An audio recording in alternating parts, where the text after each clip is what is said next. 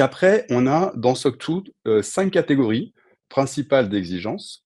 Donc la sécurité en tant que telle, avec les critères communs qui doivent être appliqués pour chaque, audit SOC 2 et des critères additionnels qui peuvent être appliqués en fonction des attentes de vos clients, en fonction aussi, de vos risques business. C'est-à-dire que si vous êtes dans le domaine de l'e-santé, de la medtech, donc vous allez avoir plus de liens avec la partie, vie privée, données personnelles. Vous allez devoir appliquer peut-être certaines réglementations spécifiques.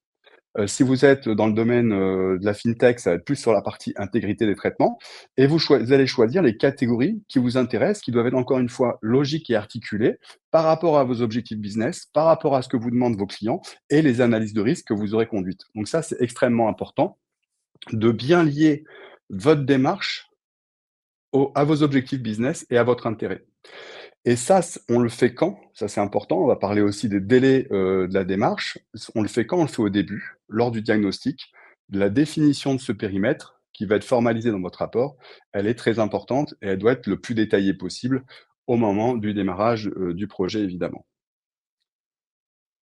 Donc ça, c'est très important à prendre en compte dans le diagnostic initial. Donc je vous remets, à l'écran les différentes catégories.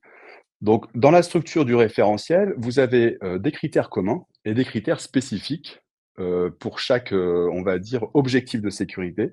Vous allez avoir des critères communs de sécurité qui sont obligés d'être appliqués et des critères spécifiques propres à la confidentialité ou l'intégrité ou à la dispo, qui vont être pour chaque objectif, supplémentaire si vous choisissez, cet objectif-là et des exigences complémentaires après si vous choisissez la confidentialité, l'intégrité, la disponibilité et la vie privée.